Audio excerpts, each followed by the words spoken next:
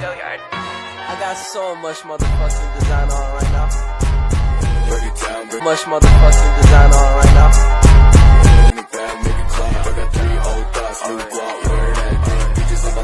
Assalamualaikum warahmatullahi wabarakatuh. Pertama-tama perkenalkan nama saya Nabila. Saya dari mahasiswa Universitas Trisakti, program studi bimbingan dan konseling. Di sini saya akan menanyakan beberapa pertanyaan kepada Ibu. Langsung saja persingkat waktu ke pertanyaan yang pertama, Bu. Menurut Ibu, dari 3 landasan bimbingan konseling diantaranya yaitu landasan filosofis, religius, dan psikologis, mana yang sangat mempengaruhi program kerja Ibu di DKI di sekolah? Kalau untuk ketiga landasan yang adik sebutkan tadi, Nabila sebutkan tadi mengenai landasan filosofis, religius, dan psikologis, itu semuanya saling keterkaitan. Tidak ada yang kayak dibilang salah satu dominan, karena kalau tidak ada salah satunya otomatis itu akan pincang. Kenapa saya bilang seperti itu? Karena yang pertama tadi untuk secara garis besarnya, apalagi mengenai landasan filosofis, yang dimana itu kayak kita mengenalkan terlebih dahulu tentang BK itu seperti apa. Ketika ada siswa baru masuk, memberikan pengenalan, mungkin mereka ada yang punya pengalaman tidak baik dengan BK semasa SMP-nya, atau mungkin mereka mendapatkan yang namanya BK itu bukan BK asli, lulusan BK asli.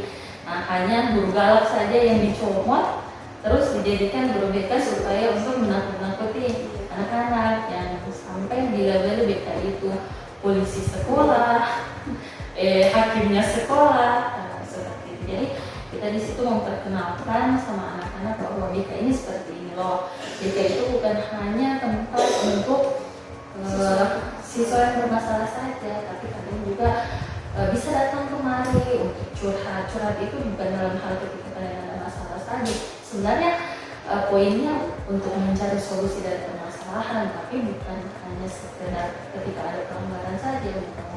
Tapi misalnya kalau untuk pembahasan karirnya ke depannya bagaimana, ada masalah pembelajarannya dan lain-lain seperti itu. Itu yang kami jelaskan ke mereka supaya mereka bisa terbuka sama kami. Itu pengenalan awalnya kita. Terus yang kedua, kita menciptakan suasana yang nyaman gitu. Terus adanya kolaborasi antara bukan hanya kami, tapi ada sama wali kelas, guru mapel, bidang studi, wakase, dan kepala sekolah. Terus itu yang pertama. Setelah mereka sudah tahu tentang hal-hal tersebut, di Al-Azhar sendiri ini kan kita punya moto yang namanya cerdas berakhlak. Jadi itulah masuk di situ untuk kita punya program-program. Kita tetap membentuk bagaimana anak-anak ini selain cerdas, dia juga berakhlak. Terus kalau untuk masalah itu tadi dalam hal kecil saja, kita membentuk akhlaknya anak-anak itu. Materi pertama yang kita berikan sama anak-anak itu tentang adab. Ada terhadap guru, terhadap orang tua, bahkan sesama temannya sendiri pun. Karena terkadang anak-anak itu sudah berteman dekat sekali sama temannya, malah sudah kebablasan itu batasan-batasannya, itu dimungkari temannya dan lain-lain. Itu jadi landasan utamanya kita juga berikan materi seperti itu dalam bidang bimbingan. Terus kalau untuk yang ketiga, bagian psikologisnya tentunya dari kedua tadi harus dengan harus psikologisnya, apalagi isu tentang kesehatan mental itu sekarang sentral sekali sekarang di masyarakat. Jadi di situ juga kita bukan hanya guru, kita juga merangkul orang tua supaya Makanya di setiap awal semester itu sebelum siswa masuk kita ada namanya pengundangan orang tua, bahwa kita mengingatkan bahwa bukan hanya kita di sekolah yang membackup anak-anak, tapi kita juga butuh bantuan di rumah. Ada kerjasama dari orang tua. Iya, seperti itu. Makanya itu yang menjadi langkah preventifnya kami. Nah, ketika anak-anak bermasalah, berarti jangan hanya dikembalikan di sekolah, tapi ada juga perannya orang tua di dalam itu. Nah, seperti itu. Kalau itu untuk secara garis besarnya. Kalau tadi Najila tanyakan masalah 3 garis besar itu. Nah, beda lagi kalau tanya masalah program semesteran, tahunan, itu beda lagi.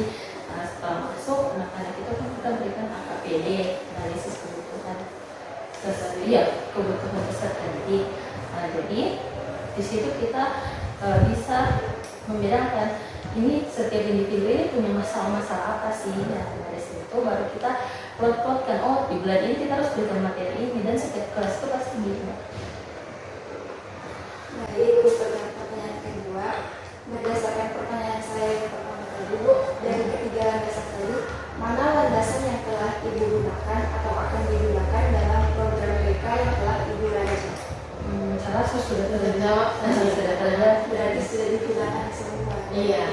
Kita tidak boleh sampingan saja. Iya.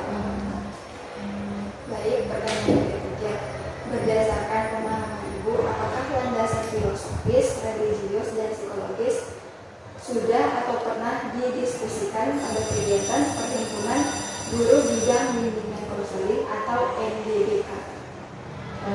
Kalau untuk itu, ini kan kita baru pergantian pengurus tahun kemarin, dan memang agak lambat ininya pembentukan pengurus ini. Sudah anggota sudah, dan alhamdulillahnya sudah mulai aktif di tahun ini.